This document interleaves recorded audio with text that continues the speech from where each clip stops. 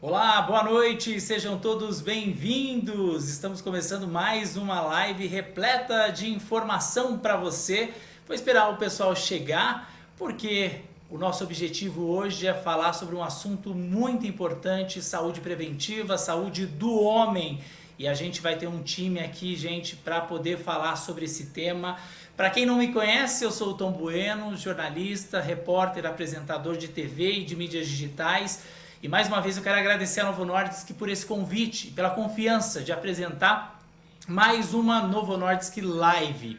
A gente vai hoje compartilhar e abordar vários aspectos relacionados aí à saúde do homem. Um tema bastante importante. Por muito tempo isso foi um tabu e nosso objetivo é levar informação ao maior número de pessoas. Portanto, se você está acompanhando essa live, faça o seguinte: compartilhe, coloca lá no grupo de WhatsApp, no grupo que você participa nas redes sociais. Vamos participar dessa corrente para levar informação de verdade a quem precisa. Saúde preventiva é importante e é sobre isso que a gente vai falar hoje. Eu já começo dizendo o seguinte, né? Nosso objetivo é acolher você, homem, né? Que durante muito tempo ou que por algum motivo não cuidou da saúde ou ainda está tentando vencer esse obstáculo, né, de cuidar da saúde, de enxergar que que a prevenção é o caminho para evitar problemas no futuro.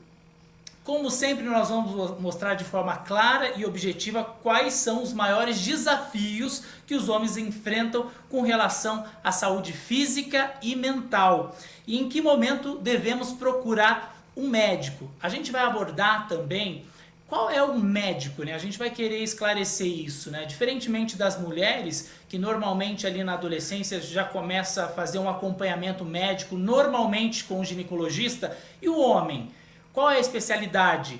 Como faz esse acompanhamento? A gente vai te ajudar a esclarecer essas dúvidas ainda hoje nessa live. Então tem muita informação, então eu peço para você continuar comigo durante essa 1 hora, que o nosso objetivo é te informar, te ajudar e levar informação ao maior número de pessoas. Então, por favor, compartilhe essa live, que daqui a pouquinho eu vou apresentar os nossos convidados. É um bate-papo e você participa comigo. Mande suas dúvidas, suas perguntas. O nosso objetivo também é esclarecer as suas dúvidas.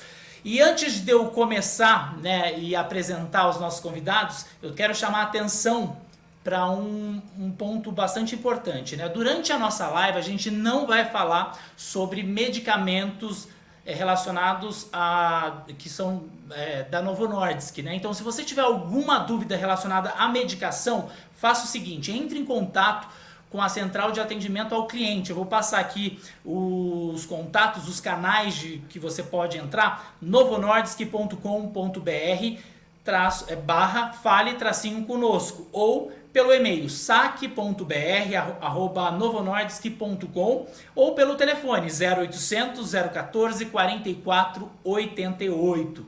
Então tá avisado, a gente não vai falar sobre medicação. O nosso objetivo é mesmo falar sobre o assunto que é o tema dessa live de hoje, desse bate-papo ao vivo sobre saúde do homem. E eu já quero apresentar os nossos convidados. A gente preparou aqui e convidou um time muito importante para ajudar nessa missão de desmistificar e esclarecer muitas dúvidas sobre esse tema. E eu quero já convidar o Dr. Alexandre Hall, que é médico endocrinologista. Boa noite, doutor Alexandre, seja bem-vindo.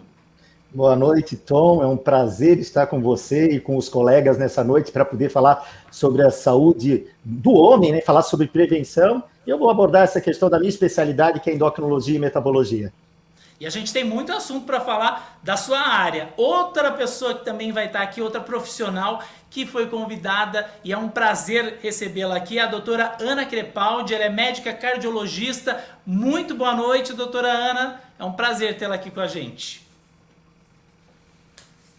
A parte feminina nesse grupo masculino para falar da saúde do homem, que eu acho que vai ser um tema fascinante para a gente discorrer junto com os nossos colegas. Eu também sou médica do esporte e também sou triatleta, então vai ser bem legal essa discussão.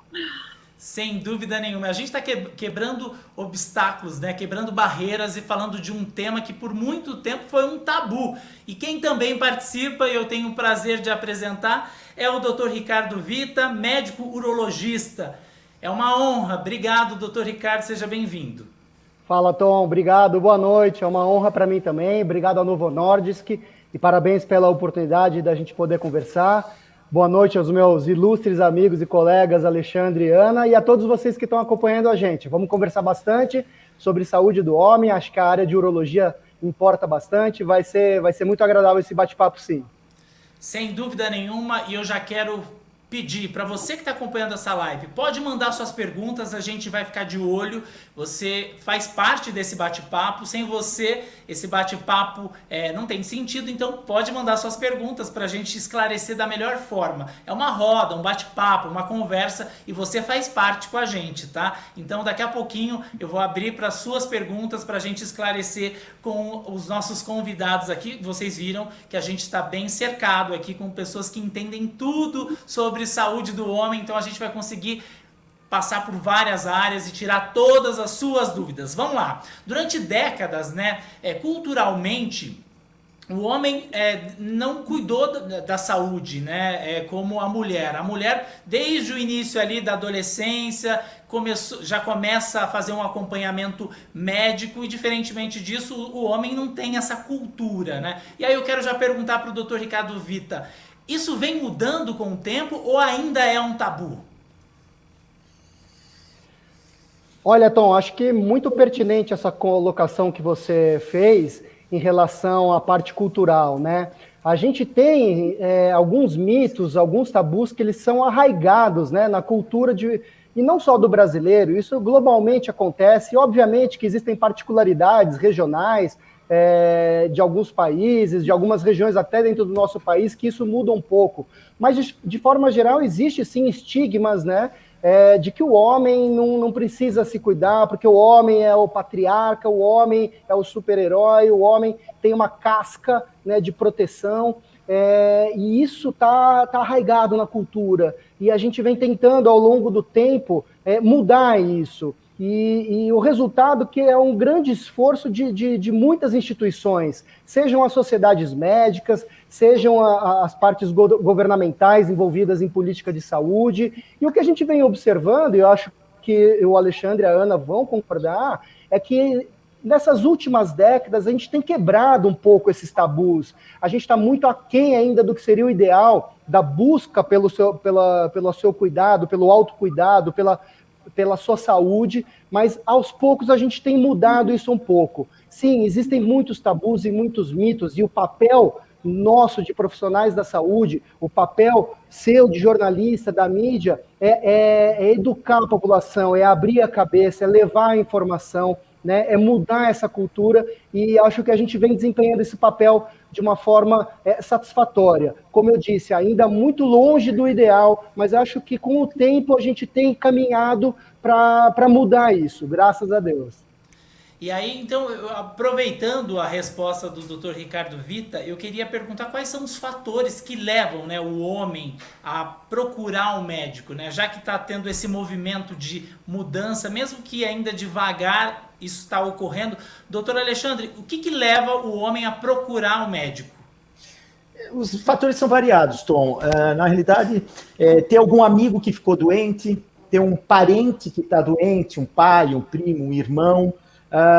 Muitas vezes a gente está falando de coisas que a pessoa tem que procurar sem sentir nada, né? A gente quer fazer uma medicina preventiva antes de sentir. Mas na prática, disfunção sexual é o que leva o homem ao consultório como sinal e sintoma. Então, na realidade, quando tem uma dificuldade de ereção, uma queda de libido, e tem um detalhe que é sensacional, né? Muitas vezes ele não vai por conta própria, ele vai pela orelha, levado pela parceira ou pelo parceiro, vai levado por alguém que ele não tem aquela movimentação, muito em cima do que o Ricardo falou. Aquela coisa tem a síndrome do super-homem, mas como o homem tem essa coisa de ter sido educado, fálico, como uma coisa extremamente importante. A hora que falha, opa, agora eu preciso ajuda. Mas tem que ser mais do que isso, né?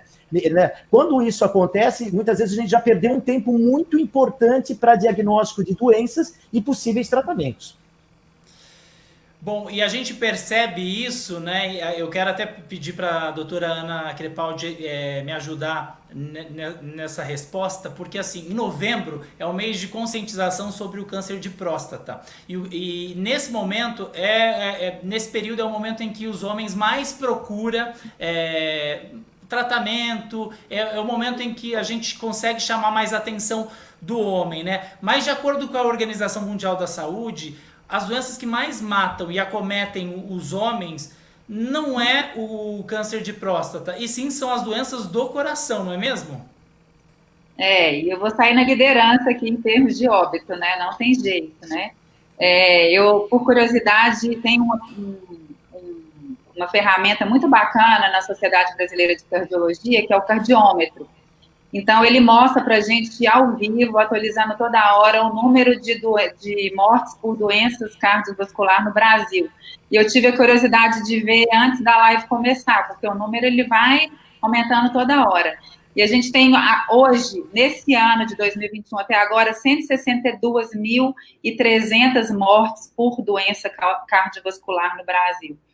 Então, é uma pandemia, né? A gente tem que ter cuidado, é 2 vezes maior do que qualquer tipo de câncer, é 3 vezes maior do que qualquer tipo de doença respiratória, é 6,5 vezes maior do que qualquer doença infecto-contagiosa, como a AIDS, e a gente tem que ter muito cuidado por causa da pandemia, do Covid, porque as pessoas estão deixando de ir aos médicos, as pessoas estão deixando de se cuidar, e a gente sabe que tem um link muito grande dessa doença, que é uma doença inflamatória e trombótica, né, uma doença vascular, então ela está muito linkada com a parte cardiovascular também, mas a doença cardiovascular não deixa de ser a que mais mata no mundo, tanto em homem como em mulher. Daqui a pouco a gente vai abordar... Oi, pode falar, Ricardo. Não, eu só queria chamar a atenção por um detalhe que você colocou. Você falou do novembro, né, que é um mês que é destinado à conscientização, e isso... tanto pela Sociedade Brasileira de Urologia, como várias instituições próprias, como o Instituto Lado a Lado pela Vida, o Instituto Vencer o Câncer, e acho que, como o Alexandre muito bem colocou, o primeiro drive, né, o primeiro motivo que faz o homem procurar, talvez não o primeiro, mas talvez um dos maiores, seja a disfunção erétil, né, a falha da potência, né, do homem.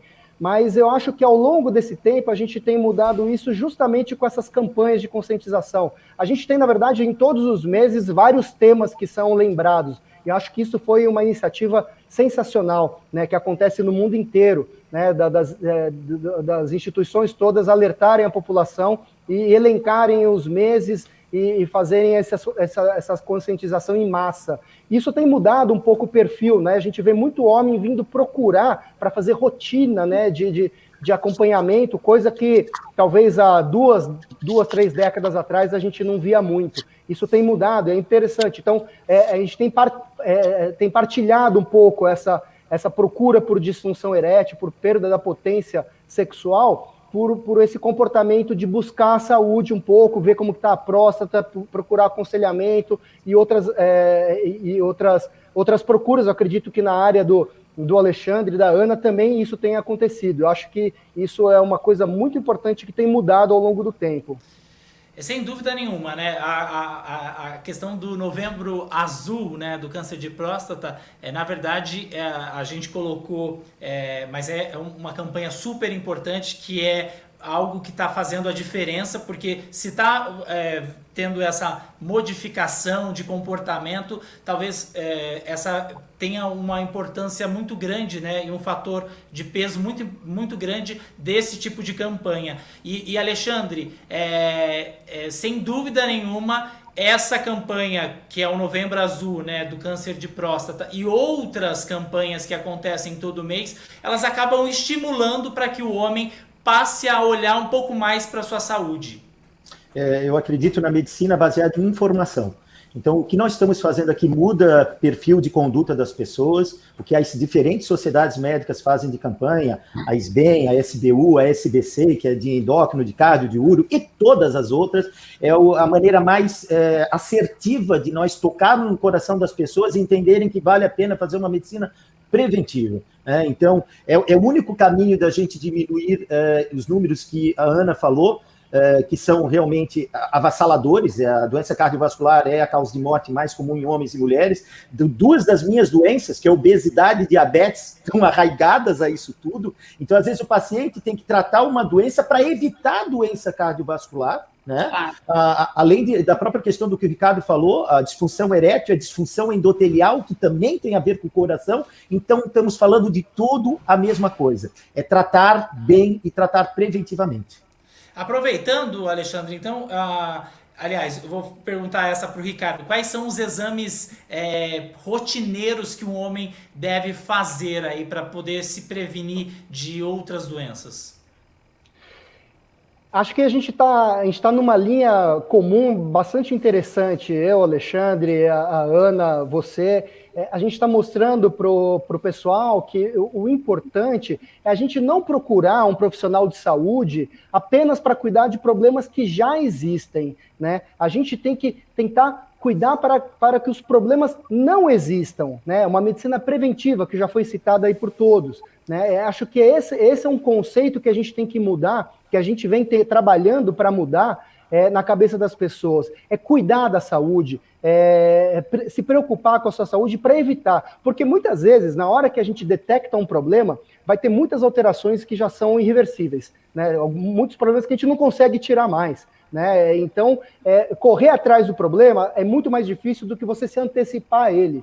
Então, a medicina preventiva é o novo caminho, tá? É o novo paradigma do cuidado de saúde. E o corpo é integrado. Então, assim, não existe um exame ou outro. A gente tem que avaliar o corpo como um todo e não o corpo físico só. O corpo mental, a saúde profissional, a saúde sexual, saúde financeira, tudo faz parte da sua saúde como um todo, tudo vai impactar. Então, assim, não existe um exame ou outro específico. Lógico, eu posso falar da parte de urologia, o que seria interessante, o homem, a partir de 50 anos, ir atrás do rastreamento do câncer de próstata, que é o câncer mais comum, fora os cânceres de pele, é o câncer mais comum no homem. Sim, tem que fazer o exame de sangue do PSA, tem que fazer o exame digital retal, que é o temido toque retal, que é um grande tabu a ser quebrado, que a gente vem trabalhando conscientemente nisso. Mas eu acho que, como os colegas colocaram, a gente tem que abrir a cabeça, a gente tem que procurar a saúde como um todo, olhar o corpo como um todo,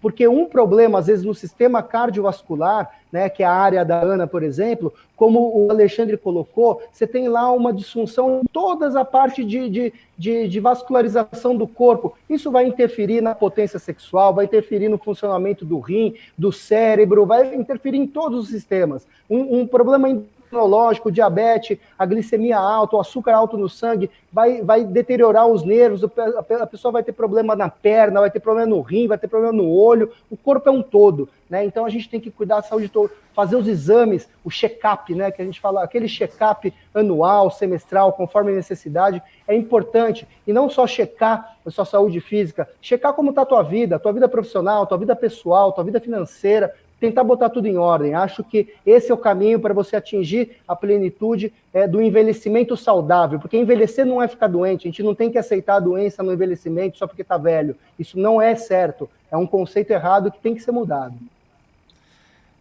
Com certeza. E eu quero aproveitar a doutora Ana para poder entender, né, na área da cardiologia, né, quando um paciente chega, um homem, normalmente ele chega porque o problema já apareceu ou ele está indo para prevenir? Ou a cultura é a mesma, né, de que só vai mesmo quando o problema já apareceu? A gente vê de tudo, né? Mas eu tenho um perfil voltado mais para prevenção também. Eu acho que a gente tratar a doença e dar remédio é muito fácil, né? A gente não tem dificuldade nenhuma de tratar uma hipertensão, de tratar uma diabetes, de tratar uma dislipidemia. Então, dar remédio é a coisa mais simples que tem. Eu acho que o que dá trabalho é a gente mudar estilo de vida, né? Isso aí requer do médico uma empatia com o paciente, uma sabedoria muito grande para você conseguir mudar estilo de vida do paciente. Isso dá muito trabalho. Então, fazer check-up, gente, é muito fácil, mas o que você faz entre um check-up e outro para você não ter doença. Eu acho que isso é a parte mais importante. Eu falo que o ser humano, ele é inflamado por natureza. A gente tem um estilo de vida ruim, a gente dorme pouco, a gente tem xenobiótico de comida, de tudo quanto é jeito, de química, a gente bebe, a gente não faz atividade física direito, então a gente é inflamado, a gente atrapalha o nosso corpo a todo minuto. Então a gente tem que estar vencendo isso. E buscar um estilo de vida saudável é a nossa prioridade. Eu falo que não existe anti-envelhecimento. Essa palavra anti-age devia ser banida. Todos vamos envelhecer. A gente precisa saber envelhecer com dignidade. Eu acho que isso aqui é a grande questão. Ativo, com massa muscular, com densidade mineral óssea, com cérebro bom, com boa disposição. É isso que a gente busca e que dá trabalho. Mas quando chega para mim, para fazer um check-up, né, eu peço de tudo, eu tenho formação de clínica geral também, mas na parte cardíaca, eu acho que é importante, eu sempre gosto de avaliar o coração, né, então a gente sempre faz uma ultrassom do coração, que é como se fosse um ecocardiograma, né, para a gente ver estrutura, anatomia. Eu falo que o coração é igual carro, tem parte elétrica e tem parte mecânica. Então, a parte mecânica, a parede, as portas, os vidros, a gente avalia com a ultrassom do coração e o eletrocardiograma e o teste ergométrico, que é o teste de esforço, a gente avalia a parte elétrica do carro. Então, a gente sempre tem que ter um exame de repouso e um exame de esforço para poder linkar os dois e dar uma segurança para a gente poder orientar o paciente, né? Claro que vai colher história, anamnese, etc. e tal. Um exame que eu gosto muito também é o Doppler de carótida. As carótidas são as artérias que passam aqui no pescoço e levam a circulação para o cérebro. E para a gente é um marcador de risco cardiovascular bem simples de ser feita, porque a gente faz com ultrassom mesmo, não é invasivo, não tem contraste, não põe o paciente em risco. E a gente tem uma medidinha que a gente faz, que é a espessura média intimal da parede da artéria.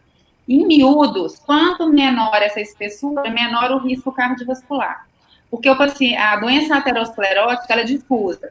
Então, se eu faço um Doppler de carótida do paciente, ele tem uma plaquinha de gordura ou já tem um espessamento de parede, eu posso supor que pode ter na coronária, pode ter alguma artéria cerebral, pode ter alguma artéria de membro inferior. Então, é um screening de risco cardiovascular muito fácil para a gente poder até fazer segmento mesmo do paciente.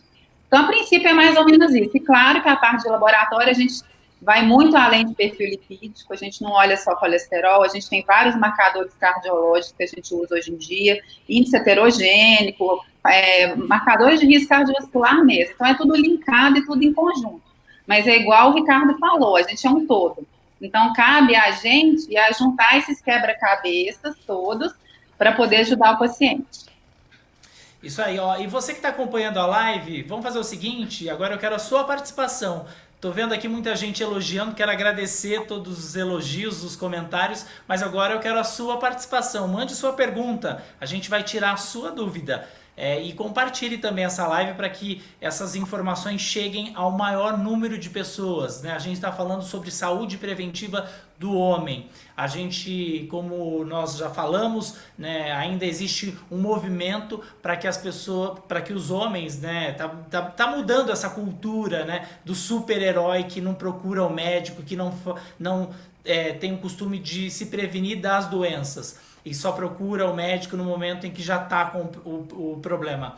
Então a gente está passando essa informação para alertar a população masculina sobre a importância de fazer acompanhamento, exames preventivos e a saúde preventiva, né, acima de tudo. Agora, doutor Alexandre, e quando o médico descobre que o problema não é físico e sim psicológico, né? No seu caso, isso acaba sendo comum no consultório. Como lidar com essa situação quando você percebe que vai além do físico? É super interessante a tua pergunta. Por quê, Tom? Porque existe um certo preconceito com o pessoal da saúde mental. Então, sempre que a gente precisa dizer para um paciente que ele precisa ter uma equipe multidisciplinar e precisa ter um acompanhamento, seja de um psiquiatra, seja de um psicólogo, isso é um desafio maior. A gente tem os desafios, como a Ana já falou, de incentivar a atividade física, uma alimentação adequada, prescrever remédio, talvez seja o que é mais fácil, desde que saiba prescrever, mas é o mais fácil, tá? Agora, quando chega a dizer assim, olha só, vamos lá dar um exemplo, né? A disfunção erétil tem um componente psicogênico e tem que ter uma ajuda do pessoal de terapia para... sempre existem barreiras, mas sem sombra de dúvida, cabe a nós rompermos essa barreira. Lembrando que tem depressão, síndrome do pânico, transtorno de ansiedade generalizada, transtorno bipolar. Então, são muitas doenças ou situações da área da saúde mental e que eu não tenho a propriedade de tratar, quero crer que o Ricardo também não, que a Ana também não, e que a gente vai trabalhar com os nossos colegas da área da saúde mental. Então, cabe a nós que pegamos esse paciente e identificamos isso, muni-lo de informação para que ele, sim, procure um colega da área da saúde mental. E eu recebo muitos pacientes da saúde mental, eu tenho um fenômeno inverso. Então, o pessoal da psiquiatria manda muitos pacientes para mim, porque muitas vezes eles estão fazendo o tratamento e tem alguma coisa escondida. Tem alguma alteração hormonal, alguma alteração metabólica que eles querem que eu descubra para fazer o tratamento em conjunto. E quais são as outros problemas relacionados aí, né, com a saúde do homem, doutor Ricardo? Então, Tom, acho que o importante é assim, o homem pode sofrer de diversos problemas, mas o importante é a gente lembrar que existem algumas doenças crônicas, né, que vão envelhecer junto com o homem, né, e podem começar em qualquer faixa etária. As doenças crônicas mais comuns no homem adulto são a hipertensão arterial sistêmica, aí a Ana que vai tomar conta desse homem, o diabetes mellitus e a obesidade, daí a gente vai encaminhar para o Alexandre, né? A depressão, como foi dito, que precisa de um cuidado de saúde mental, e a hiperplasia prostática benigna, ou seja, o crescimento benigno da próstata, não é o câncer, tá? O crescimento benigno da próstata. São as doenças mais comuns crônicas do homem, né? Então, isso denota a importância de você ter esse olhar multidisciplinar, né? De todo mundo tendo o cuidado daquele homem junto para você poder juntar todas as peças, né? E a maior parte dessas doenças são silenciosas, né? Então, tanto a hipertensão, o diabetes, na maior parte das vezes, são doenças silenciosas, que você não sente. E como a Ana colocou, é muito fácil dar o remédio para esse tipo de doença e as pessoas aceitam e tomam, né, rotineiramente no seu dia a dia por prazo indeterminado, ou seja, geralmente sem nenhuma perspectiva de interromper aquela medicação. Já para a parte urológica, é até um pouco estranho, porque você pega a hiperplasia prostática benigna, quando você tem um crescimento da próstata, muitas vezes ela começa a dar sintomas de obstrução da saída do xixi, né? O homem começa a ter um prejuízo na qualidade da micção dele. E quando você oferece um tratamento, que geralmente é um tratamento também de prazo indeterminado, porque é uma doença crônica e progressiva, ela nunca vai ser curada, é interessante que a maior parte dos homens não aderem ao tratamento de longo prazo, né? Então, são coisas que a gente tem que trabalhar a cabeça do homem, dele aceitar a fazer esse tratamento, porque tudo tem a sua repercussão na parte não só urinária, como sexual. Então, assim, são diversas doenças que podem acontecer, mas essas doenças crônicas são as mais comuns no homem. Bom, e aí eu tenho uma outra pergunta que é muito comum, e aí eu vou de forma muito prática para a gente entender, né? A mulher, quando chega na adolescência, tem a primeira menstruação, normalmente ela já procura o médico, né, logo depois da primeira menstruação e começa a fazer um acompanhamento também normalmente com um ginecologista, né? O homem não tem essa cultura de prevenção, de fazer acompanhamento para evitar doenças, né? Mas de forma prática, aí eu passo para a doutora Ana Crepaldi a pergunta, já que ela é a mulher aqui, então eu vou passar para ela, depois se o doutor Ricardo e o doutor Alexandre quiserem complementar. Doutora Ana, de forma prática, o homem deve fazer o acompanhamento com qual especialidade médica? Comigo, com o Ricardo e com o Alexandre. Olha só. Mas aí, falando sério, eu acho que a gente tem que ter uma formação clínica. Acho que isso aí é muito importante, a gente ser o maestro do paciente, né?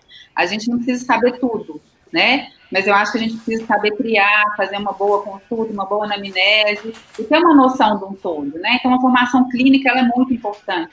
Eu acho que o clínico geral é o maestro que vai direcionar o paciente para onde ele precisa, né? Para a gente ter uma visão do todo, porque senão vai ficar pulando de médico em médico, procurando e tapando buraco, cada médico dá um remédio diferente, depois o paciente vira uma polifarmácia, e aí? qual que foi o resultado disso? Então, eu acho que tem que ter um maestro, tem que ter alguém para organizar tudo. E se precisar, vai encaminhando para as especialidades. Eu queria fazer um comentário, depois eu quero que o Ricardo e o Alexandre comentem, né?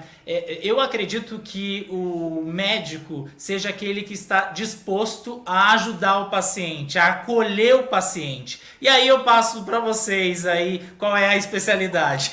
Não, eu acho que é exatamente isso. Eu acho que tem que estar disposto a assumir essa responsabilidade que a Ana falou, né? Acho que o médico não tem que saber tudo, nem tem que ter formação de tudo, apesar que eu concordo, também tem formação de clínica médica, isso dá um olhar muito amplo, mas isso não minimiza em nada a importância, por exemplo, do olhar do urologista, que vai ter uma peculiaridade única. Mas é importante ter alguém que saiba orientar esse paciente da melhor maneira possível, e isso significa olhar diferentes áreas da saúde dele. Como o Ricardo também já falou, não é só a questão do exame laboratorial, é tão pequeno só isso, tá? É a questão do exame físico, da anamnese, é a questão do contexto social, dos hábitos de vida, né? Quantos pacientes que a gente não tem aí doenças associadas por erros alimentares, erro de ingesta de álcool, erros de adição que a gente vê no dia a dia. Então, não acho que tem uma especialidade única, mas sem sombra de dúvida, existem pessoas que estão dispostas a receber esse homem que queira cuidar da sua saúde. Eu tenho certeza que aqui pelo menos tem 3 e teremos milhares e milhares de médicos pelo Brasil para que todo mundo possa ir, porque a gente está falando de um contingente muito grande de homens de diferentes idades, 20, 30, 40, 50, 60, 70 anos, não importa, mas que precisa ter esse cuidado da sua saúde a longo prazo. E diferentes realidades também, né, doutor Ricardo? Sabe o que é interessante nisso tudo que a gente está falando? Porque existe uma faixa etária que fica num limbo, perdido, quem que eu procuro agora, né? Então, quando tem o desmame da criança, do pediatra, né, o adolescente ou o jovem, eles ficam ali meio que perdidos, não eles só, como seus familiares, né? Para quem que eu levo meu filho, né? O que eu faço com ele?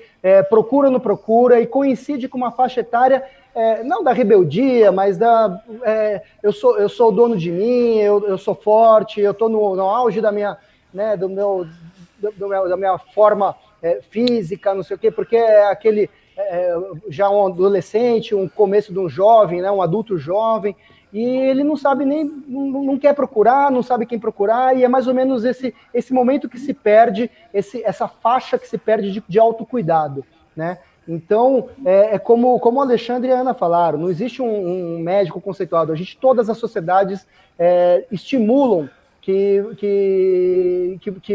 os adolescentes e o adulto jovem procurem um médico para segui-lo, né? E isso pode ser o urologista, o clínico, enfim, quem quer que seja, ou o médico que o acolha. Mas é importante que não se perca essa faixa etária, né, do desmame do pediatra, e espere o adulto maduro, né? Essa faixa do adolescente, adulto jovem e adulto jovem, ele também tem que manter esse controle, esse cuidado sobre...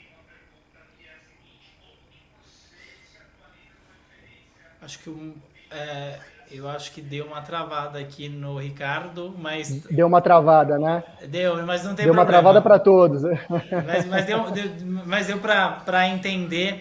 Vamos lá. Eu acho que essa faixa não pode ser perdida, entendeu? A gente não pode esperar muito tempo para procurar, tem que procurar alguém e manter um acompanhamento em todas as faixas etárias.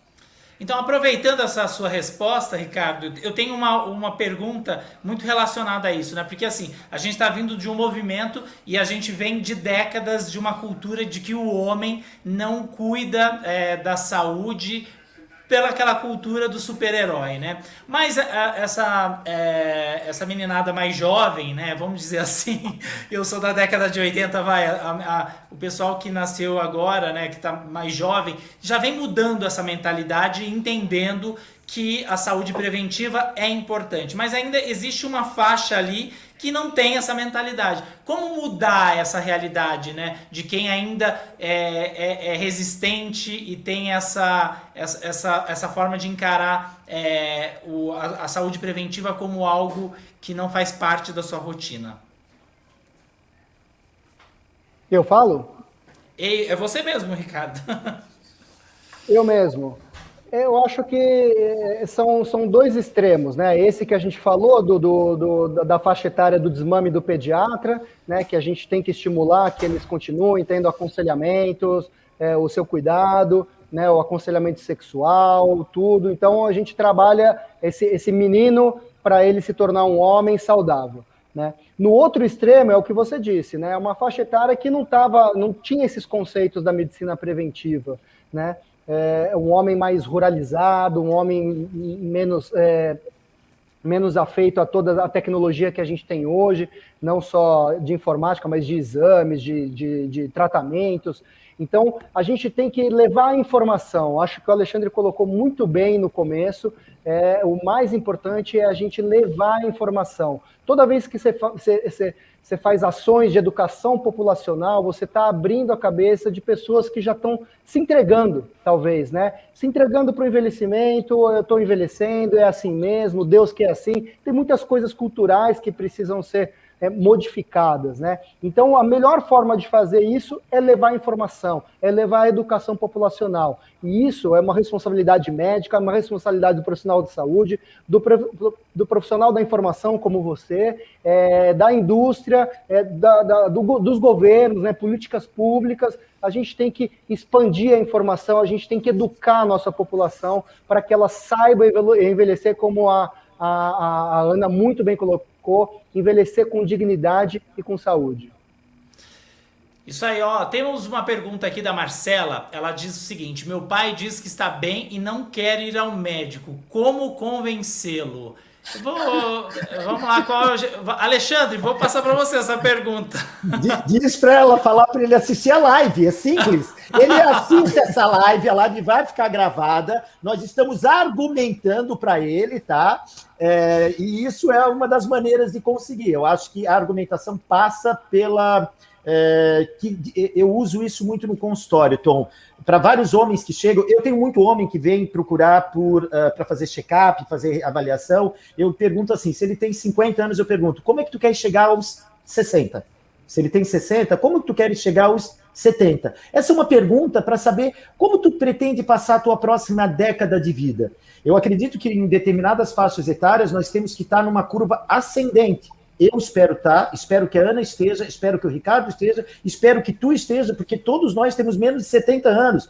Porque se a gente já estiver na descendente com 50, a gente não chega lá na frente. Se a gente estiver na descendente com 60, a gente não chega lá na frente. Tu pode até estar estabilizado, mas não dá de tu estar ladeira abaixo muito cedo. Então, essa é uma conversa que eu tenho com os meus pacientes, e é muito engraçado, porque às vezes quem veio foi a mulher. Veio por um hipotiroidismo, veio por causa de uma obesidade, veio por causa de um diabetes. Logo em seguida sai e diz assim: vou marcar para o meu marido. É muito comum essa situação. Porque talvez de família, né? Não, é que deu o argumento para dizer assim: agora eu convenço ele a ir no médico. É sensacional, é muito gratificante quando isso acontece. Então, tomara que a nossa, a menina que está assistindo a gente, que fez a pergunta, consiga convencer o pai dela.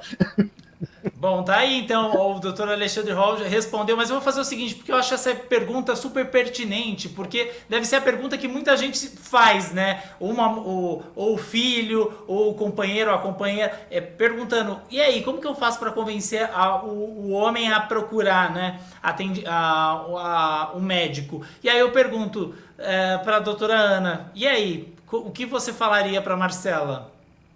Eu falaria que a gente vai falar assim: vamos ali buscar saúde e não procurar doença, né? Eu acho que é o poder de convencimento. A gente vai envelhecer com dignidade. Vamos ali buscar saúde. Eu acho que é por aí que a gente tenta minimizar as coisas, né? Muito legal. Ricardo, e você? Eu acho que é mais ou menos a linha do que o Alexandre e a Ana falaram e um pouco do apelo emocional familiar. Pai, ou amor, poxa, eu quero que você viva muito, para continuar vendo meus filhos, nossos netos, etc, etc. Vamos lá cuidar, vamos ver, é melhor ver se tem alguma coisa e não correr depois atrás, depois que descobre. Eu acho que a gente tem que também ter essa união, esse laço familiar, ele tem que ser exaltado, consolidado, porque isso acaba, como o Alexandre falou, ou como a Ana até comentou, você acaba se tornando o médico da família, né? Então, o urologista não trata só de homem, trata de mulher também. Então, isso acontece, acho que com todos nós, né? Quando você cria um laço, não só entre o médico e o paciente, mas você faz criar um laço entre a própria família, no vamos nos ajudar, vamos todos juntos, você acaba sendo aquele pilar, aquele porto seguro daquela família. Então, acho que é importante você ter esse apelo de laços entre as pessoas para poder puxar um atrás da saúde, entendeu? Sem dúvida nenhuma. Tem mais uma pergunta e essa vai para o doutor Alexandre, viu? Quando a reposição hormonal do homem está indicada? A reposição hormonal do homem está indicada quando ele tem um diagnóstico médico de uma coisa chamada hipogonadismo masculino. Esse é um diagnóstico dado ele indo no médico, e aí tanto faz, no urologista, no endocrinologista, e que vai ser feito uma avaliação médica para ver se ele tem sinais e sintomas desse hipogonadismo, e exames vão ser solicitados. Não, diferente da mulher, que toda mulher vai ter uma falência ovariana que vai gerar uma coisa chamada menopausa, que é uma última menstruação, e o climatério, que é o período que circunda essa última menstruação, e que pode, muitas delas, estar associados com sinais e sintomas que precisa de reposição. Isso não é uma verdade para todos os homens, é um percentual pequeno dentre o somatório de todos os homens que vão ter um envelhecimento com uma diminuição de testosterona e que precisa reposição. Claro que a gente tem situações outras de reposição hormonal, doença hipofisária, doença testicular, existe um livro sobre isso, né? Então, são muitas situações. Então, não tem uma data mágica. Só que, voltando àquele gancho do que eu falei lá, muitas vezes o homem vai no médico por causa da disfunção sexual e aí faz-se o diagnóstico do hipogonadismo, da deficiência de testosterona, e se ele tiver condições, é feita a reposição hormonal. Agora, quando esse diagnóstico não é feito e mesmo assim o homem acaba, né, de forma errada fazendo essa reposição hormonal, aí vira uma cadeia de riscos também, né? Que aí afeta, aí a doutora Ana pode também complementar, porque acaba colocando em risco, aumentando o risco de doenças do coração, né, doutora Ana? Eu falo que uma reposição hormonal bem feita, com critério, né?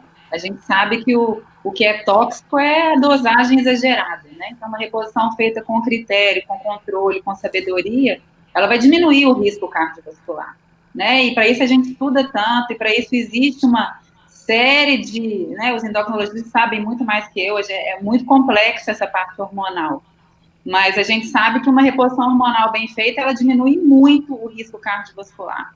Né? A gente já é muito amigo da testosterona, mas as coisas têm que ser bem feitas. Hoje em dia, na medicina, tem muito oba-oba, muito profissional de cursinho de fim de semana, muita gente que não exerce as coisas com seriedade, acabam que envolve mitos e falsas falácias mesmo sobre algum medicamento, a testosterona, qualquer tipo de hormônio que pode trazer benefício para a saúde do homem e fica discriminado por mau uso e abuso, né? Então, tudo tem que ser bem usado, bem utilizado e com critério. Então, o que é ruim é o mau uso. Então, assim, eu como cardiologista, eu adoro estudar essa parte hormonal também, como médica do esporte. Eu acho que o hormônio é o que faz a grande diferença na vida de qualquer pessoa, tanto homem quanto mulher. Né? As grandes variações das nossas vidas são regidas por hormônio. Então, a gente tem que ter muita sabedoria e muito conhecimento para poder aplicar isso na prática do paciente, e a cardiologia está completamente linkada com isso. Eu acho que o cardiologista que falar que um paciente que tem um hipogonadismo for contra usar testosterona por aumentar o risco cardiovascular, ele vai ter que voltar de novo a estudar. Então, hoje em dia, a gente já sabe que não é assim que funciona.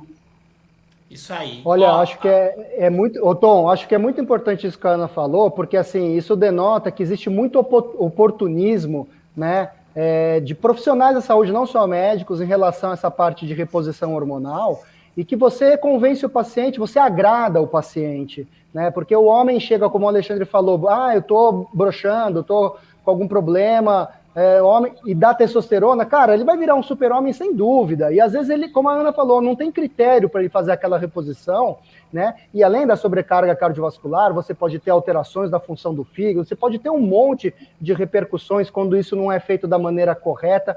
E você tem diversas formas de recompor todo o teu eixo hormonal, o seu perfil hormonal, que não seja só com a testosterona. E lembrar que a testosterona, a partir do momento que se repõe, depois de um certo tempo, acho que o Alexandre pode falar melhor do que qualquer um de nós, você tem um bloqueio hormonal irreversível, um bloqueio desse eixo hormonal irreversível. Então, a partir do momento que você dá para um jovem, começa a repor para ele, só para satisfazer algum tipo de condição, seja sexual ou seja estética, depois de um certo tempo pode ser que ele precise para sempre dessa testosterona, né? Então, como a Ana falou, existem os seus critérios, você fazendo de maneira criteriosa e não necessariamente só dando a testosterona exógena, né? Você tem outras formas de manipular esse eixo hormonal, você consegue fazer um negócio com segurança de longo prazo.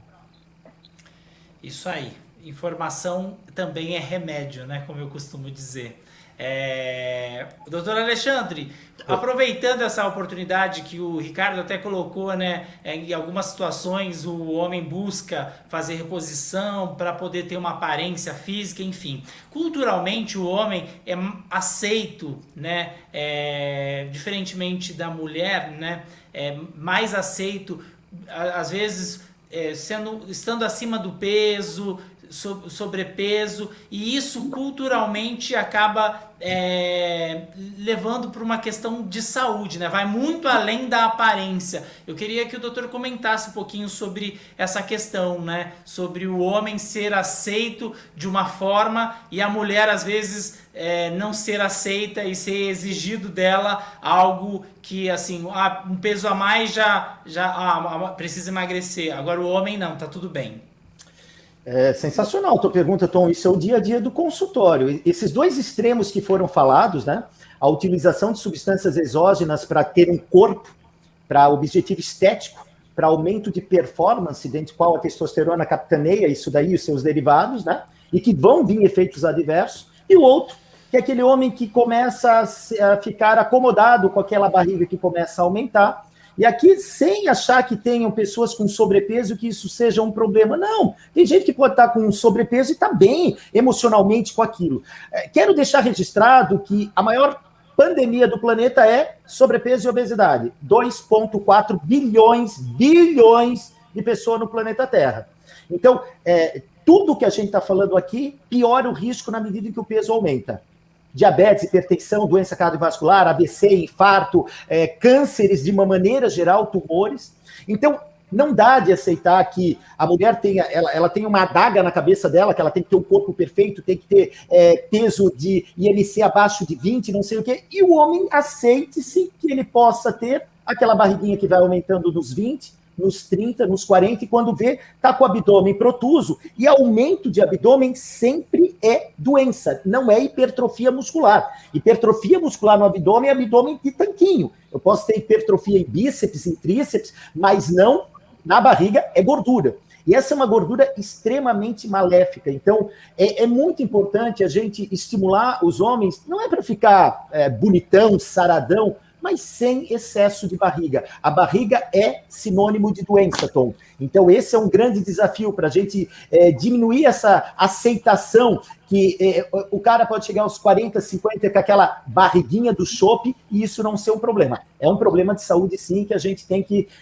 convencê-los a buscar isso. Graças a Deus, alguns já estão buscando espontaneamente. Algumas esposas estão fazendo com que eles também busquem ficarem mais saudáveis, porque sabe que, no fundo, é aquela motivação que foi falado antes, né? Ficar conhecendo os netos, envelhecer com saúde, como a Ana também já citou.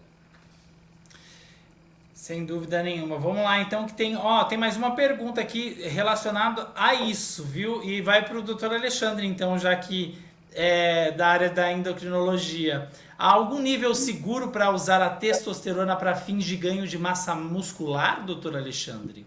A resposta é a seguinte, Tom. Não tem indicação médica para o uso de testosterona para ganho de massa muscular. As bulas de testosterona no Brasil, todas dizem a mesma coisa, para tratamento de hipogonadismo. Hipertrofia muscular à base de uso de hormônios é uma coisa totalmente off-label, e a sociedade que eu presidi, a Sociedade Brasileira de Endocrinologia e Metabologia, deixou isso escrito, totalmente contrária a essa utilização e que vai muito em cima daquilo que a Ana falou e que o Ricardo falou. A gente tem muitos colegas médicos que muitas vezes não têm especialidade nenhuma e prescrevem à torto e à direita esteroides anabolizantes e testosterona e seus derivados para efeitos de ganho de massa muscular. É diferente de uma coisa chamada sarcopenia e de uma coisa chamada caquexia. Mesmo nessas duas situações, a indicação é extremamente questionável, porque o efeito benéfico e o efeito adverso, eles tangenciam muito próximo um dos outros. Então, jovem que usa testosterona e não tem hipogonadismo, está fazendo uso de anabolizantes sem nenhuma exceção. Tá aí, então, a resposta para quem tinha dúvida em relação ao uso do testosterona para fins de ganho de massa muscular, perdão. Doutora Ana, quero saber como estão, a gente está vivendo ainda a pandemia, né? E a situação, muita gente deixou, inclusive no ano passado saiu um dado importante da Sociedade Brasileira de Cardiologia, que os números de casos de doenças nos hospitais, né, os números tinham caído de registros de doenças do coração, mas na verdade porque as pessoas não estavam procurando atendimento médico. Como está sendo, né, o atendimento hoje no cenário que a gente está vivendo da pandemia e por experiência própria, né? Teve que se reinventar para conseguir acolher esses pacientes, especificamente os homens, né? Eu falo que teve uma data que marcou muito na nossa vida médica, que foi dia 3 de abril de 2020, que foi quando o Ministério da Saúde, a ANS e o CFM liberaram a telemedicina para atendimento médico, né? E a gente tem plataformas que são todas organizadas, tem todo um critério para poder atender esse tipo de paciente. Então, eu acho assim, a telemedicina ajudou a gente demais a fazer um segmento, né, do paciente, tanto do COVID, que protege o paciente, protege a gente como médico, né, como, se a gente estiver na linha de frente, é óbvio, e como as outras doenças, porque a gente fala, o infarto não diminuiu, o AVC não diminuiu, as arritmias não diminuíram, as obesidades estão cada vez piores, né, as síndromes metabólicas, etc. e tal. Então, eu achei que o Covid ainda teve um dado positivo, porque a gente teclou tanto na parte da obesidade, sendo o paciente que é mais acometido, obeso, hipertenso, metabólico, que as pessoas estão procurando médico para melhorar a qualidade de vida para não pegar doença. Olha que louco que é isso. Isso é muito louco, né? Por que você vem no consultório ou fazendo a telemedicina? Não, porque eu não quero mais ser doente, porque eu não quero ter Covid. Então, assim, foi às duras custas que as pessoas estão entendendo que a gente tem que o nosso bem maior é saúde mesmo, que a gente tem que cuidar. Mas então eu acho assim, o grande marco dessa pandemia realmente foi a telemedicina para todo mundo, né? É claro que eu sinto falta de pôr a mão, pegar, examinar, medir pressão, meu consultório tem maca, né? Tem um tanto de consultório que não tem maca. Então, assim, eu sinto falta do contato físico. Então, assim, hoje em dia eu já não estou atendendo tanto mais telemedicina, mas eu acho que isso aí ajudou demais a diminuir um pouco a distância, né? A você poder levar um pouco mais de conforto e saúde para o paciente. Acho que a telemedicina foi a grande coisa aí dessa pandemia.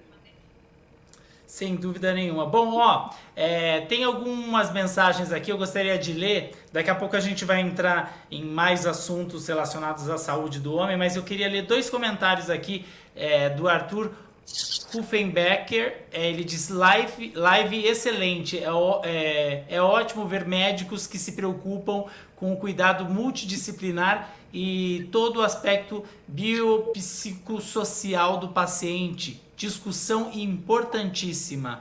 Obrigado, Arthur, pelo seu comentário.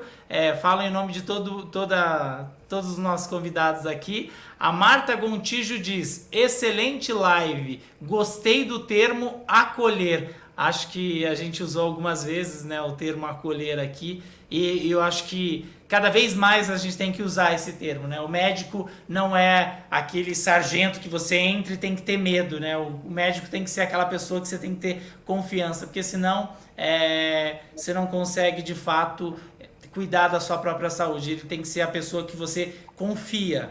E se você não tem confiança nele, aí fica difícil, né, doutora Alexandre? Doutora Alexandre está ali assim. E eu falo que a medicina tem que ser humanizada, né? A humanização da medicina é muito importante, a gente está esquecendo disso, né? A gente não é técnico. Então, isso é muito importante, né? E somos seres humanos, né? E a gente às vezes entra num automático. Vocês que são médicos, né? A gente percebe que existem ainda médicos humanos, cada vez mais humanos, mas ainda existem médicos que ainda não se alertaram para isso. E o nosso objetivo também é lembrar, né, dessa questão. Bom, a Carolina Vita pergunta: na visão de vocês, a pandemia pode ajudar numa mudança de cultura no modo de cuidar da saúde? Vamos lá, então. Pergunta para o Dr. Ricardo, vai. Carolina, minha irmã, no caso. Ah, sua irmã, é verdade. Mas é uma pergunta muito bem colocada, viu, Carol? Eu acho que sim, Eu acho que não só em relação ao autoconhecimento, essa pandemia mudou a todos nós, né? Aquele momento de reclusão inicial, depois a gente vendo que isso se prolongou e vai e volta, e a demora de a gente descobrir toda a saída para esse problema, que a gente ainda não tem, por mais que existam algumas alternativas da gente melhorar, como vacinação em massa, etc., mas a gente ainda está muito longe de descobrir todos os segredos dessa nova doença. Então, isso fez com que a gente refletisse e assumisse um autoconhecimento muito maior, né? E dentro desse autoconhecimento, o cuidado pela sua própria saúde, então aquele medo da doença, o medo da morte, todo mundo conhece pessoas que já adoeceram, que já faleceram dessa doença, isso fez com que nós nos preocupássemos mais com a nossa saúde e começássemos a cuidar um pouco melhor. E daí, como a Ana falou, graças a Deus a telemedicina veio como uma ferramenta a mais para nos ajudar, né? Eu fiz parte eu acho que todos fizeram atendimentos voluntários, né? Aquele Missão Brasil Covid e várias outras plataformas que utilizaram. A gente atendeu pessoas do país inteiro e isso repercutiu de uma forma que hoje a gente quebrou várias barreiras, né? A gente consegue cuidar de pessoas que estão muito longe da gente, que era muito mais difícil da gente ter esse acesso, as pessoas teriam que viajar para vir nos nossos consultórios, e hoje a gente tem isso mais facilmente, a gente consegue quebrar de uma maneira agora oficializada, né, regulamentada, a gente tem a Lei Geral de Proteção de Dados Pessoais, a LGPD, a gente tem várias plataformas que seguem isso, então a gente tem vários mecanismos que facilitaram isso. Então, tanto a pessoa consegue buscar um cuidado maior e se cuidar melhor, como a gente consegue oferecer em troca também esse tipo de acesso. Tá aí, então temos mais uma pergunta da Raquel Zorzi. Ela diz: meu pai teve que fazer uma cirurgia coronária e isso alertou os meus irmãos para os exames preventivos, mas não reforçaram essa ideia para mim e minha irmã. Doenças do coração são mais comuns nos homens e têm uma força hereditária, doutora Ana? A gente sabe que é mais comum nos homens, 3 vezes mais, mas hoje em dia isso está mudando, né? Eu falo que a gente está querendo nossos direitos como mulher, e até nas doenças coronárias a gente está ganhando isso, né? As mulheres também fumam, bebem, são mais estressadas, são mais sedentárias, estão ganhando peso, perdendo músculo. Então, doença coronária, doença aterosclerótica é vigilância eterna. É vigilância eterna. Tem fator hereditário, sim, está muito longe ainda da nossa compreensão, tudo. Mas tem que olhar mulher, tem que olhar homem, tem que olhar família, e essa história tem que ser bem colhida, e o check-up, o controle, e as orientações têm que ser bem feitas. Eu acho que é o gancho para a gente tentar mudar o estilo de vida do paciente, né? Infelizmente, quando alguém adoece na família, cai a chave de todo mundo, né? Então, a gente aproveita esse gancho para tentar mudar e melhorar o estilo de vida das outras pessoas que estão ao redor. Mas tem o fator hereditário e as mulheres estão sendo acometidas sim, então tem que se cuidar. Isso aí. Vamos lá então, doutor. Doutor Ricardo, eu queria que o doutor comentasse em relação ao acompanhamento dos médicos, que hoje, né, precisa ser mais minucioso, né, e além do que o paciente fala na consulta e até mesmo dos resultados de exames, né? Por que esse acompanhamento mais minucioso? Por qual motivo? Como a gente falou várias vezes, Tom, o corpo é um só, né? A saúde ela é integrada, né? Então, se você tem um sistema que não está indo bem, não tenha dúvida que isso está puxando os outros para baixo também, né? Então, a saúde é integrada, a avaliação deve ser global, e global não só na saúde física, como a gente falou, né? Você tem que olhar aquela pessoa como um todo. Então, isso vai desde nosso primeiro encontro com a pessoa. A gente deixa a pessoa falar, você tem que conhecer aquela pessoa. Se a gente vai com um script fechado, com perguntas fechadas, e querendo resolver o nosso problema e não o da pessoa, eu acabo direcionando para o que eu quero. Eu vou tratar o meu problema e não o da pessoa, às vezes. Então você tem que ter um olhar, uma empatia, como a Ana falou. Você tem que acolher, você tem que ter empatia, você tem que deixar a pessoa se mostrar quem ela é e o que ela precisa. Porque, de repente, eu, o Alexandre e você temos a mesma doença, mas nós três precisamos de 3 coisas diferentes, cada um de uma coisa diferente. A gente não precisa do mesmo tratamento, eventualmente. De repente, eu me incomodo com uma coisa, de repente, você tem medo da morte, e, de repente, o Alexandre ele não quer nada. Entendeu? Então, assim, a gente tem que saber com quem é aquela pessoa, a gente tem que deixar ela falar, ela se expor, avaliar ela como um todo, entender todo o contexto pessoal, familiar, social, tudo, porque não adianta também, outra coisa, não, você tem esse tipo de doença, eu vou te dar tal remédio, eu vou te operar de tal jeito, a pessoa não tem acesso àquele tratamento, a pessoa não tem acesso àquela cirurgia, não tem acesso àquela tecnologia, ou aqueles exames que eu queria que ela tivesse, porque está na diretriz, no guideline americano, no guideline europeu, entendeu? A gente não pode botar as pessoas nas diretrizes, nos guidelines. A gente tem que pegar os guidelines e tentar usar nas pessoas no que for possível. Então, isso é esse balanço, é esse jogo que a gente tem que saber lidar e tentar conduzir a nossa atuação individualmente, né? Tem que ser customizado para aquela pessoa e tudo compartilhado. A pessoa tem que aceitar, a pessoa tem que querer, porque às vezes ela não quer o que eu quero. Aproveitando agora, doutor Alexandre, falando do estilo saudável, né? Os médicos agora têm que ter uma consciência maior, né? De que eles também precisam ser exemplos para os pacientes homens. Sem dúvida, eu acho que a gente viu uma época em que alguns médicos fumavam e achavam bonito, eram obesos e achavam bonito. Hoje é muito complicado. Eu acho que não precisa ser triatleta, que nem a Ana, que é fora da curva, tá? Ele morre de medo de mim. Mas pode ser como eu e o Ricardo. Eu faço atividade física 4 vezes por semana, falo isso para os meus pacientes, mantenho um peso saudável, tento manter uma composição corporal boa, utilizando uma alimentação saudável, que não significa ser perfeita. Todo mundo... porque existe essa coisa, Tom, às vezes o paciente é assim, encontrei o médico no restaurante. Alô? A gente vai em restaurante, a gente sai também. A questão não é a exceção, a questão é o dia a dia. Então, dizer que isso é o normal, eu acho que é o grande desafio. E sim, ser um exemplo de ser uma pessoa normal, buscando saúde, buscando manter um peso saudável, é fundamental. Eu acho que é uma condição. Claro que nós vamos ter colegas que podem ter doenças, nós vamos ter colegas médicos que podem ter obesidade. É uma doença, não esqueçam disso. Ninguém aperta um botãozinho, quero ser obeso, e aí está tudo resolvido. Não, a gente tem colegas que fizeram cirurgia bariátrica, não conseguiram emagrecer, é um problema. Só que é diferente do médico descuidado. A gente está falando aqui que não cabe mais o médico descuidado. O médico tem que mostrar o que ele acredita como saúde. E isso se faz por ações. Então, as ações que eu faço, as ações que a Ana faz, as ações que o Ricardo faz, que vão mostrar para os nossos pacientes o que a gente acredita que é o modelo de vida que estamos pedindo para eles. Aproveitando em modelo de vida, vou pedir então para a doutora Ana Crepaldi, que é médica, cardiologista, triatleta, dar dicas aí para quem está querendo melhorar a qualidade de vida e a saúde.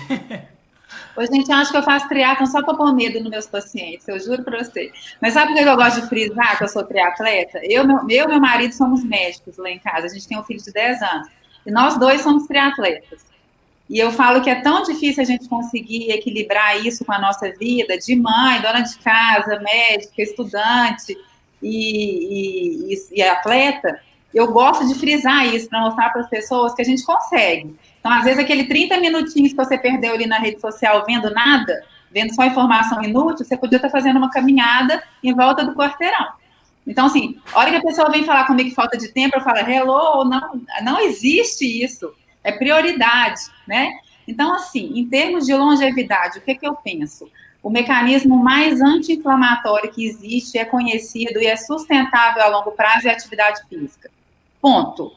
Então, eu falo que o paciente chega para mim, ele pode ter 150 quilos, ele pode ter 70 quilos, ele pode ter 50 quilos. Ele tem que ser ativo. É claro que de acordo com as condições de cada um. Então, às vezes eu pego um paciente idoso, um homem, como que eu vou fazer? Eu falei, olha, você vai baixar um contador de passos no seu celular e o senhor vai andar para mim 10 mil passos todo dia. Pronto, eu já tirei ele da inércia. Né? Depois, numa segunda vez, eu já vou orientar ele a fazer musculação, porque musculação é prescrição médica. O médico que não tem esse conceito ainda na cabeça tem que estudar. Porque músculo, o Alexandre sabe melhor que eu, músculo é órgão endócrino. A gente melhora a densidade muscular, a gente melhora a densidade mineral óssea, a gente melhora a produção hormonal, né? A gente melhora um tanto de marcador inflamatório no nosso organismo. E com o tempo, com o avançar da idade, a gente vai tendo um acúmulo de gordura e perda de massa magra. E antigamente a gente via os velhinhos mais sarcopênicos, eles não tinham força.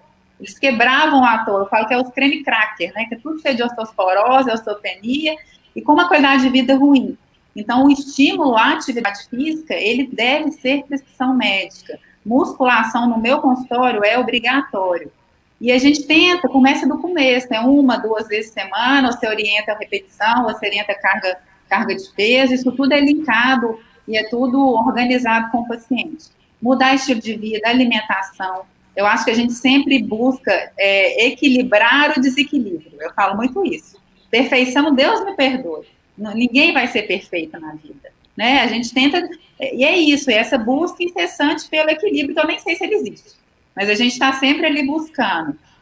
A gente tem uma expectativa de vida aumentando exponencialmente, é geométrico, né? O que a gente vivia 40 anos atrás, a gente vive muito melhor hoje, então a gente tem que chegar na idade, né, mais adulta, nas pessoas idosas, com qualidade de vida.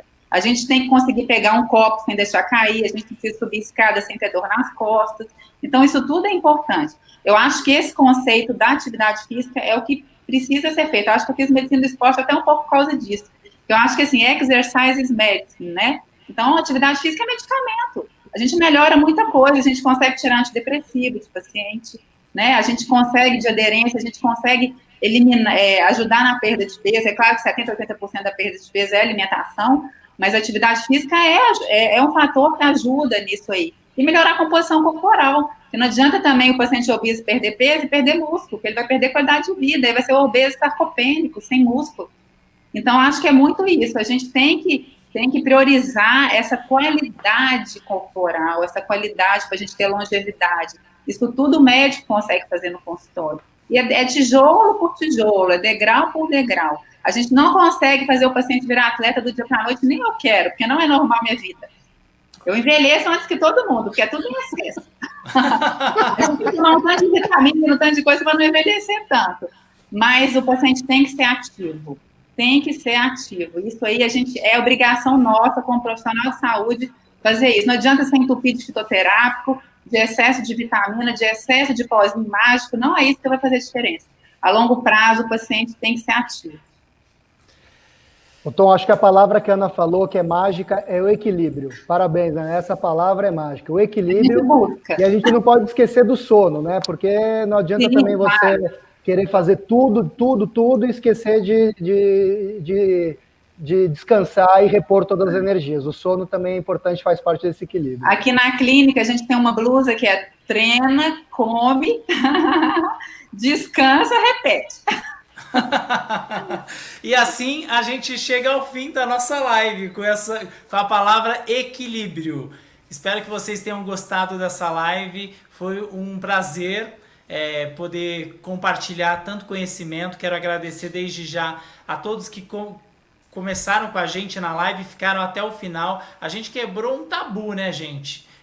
Falar sobre saúde do homem nos dias de hoje é quebrar um tabu, e muita gente continuou com a gente do início ao fim. Então eu quero agradecer primeiramente a doutora Ana Crepaldi por compartilhar tanto conhecimento. Obrigado, doutora Ana. Eu que agradeço a oportunidade. Eu falo que a força esteja com você, né? A gente, para viver muito, tem que ser magro e forte.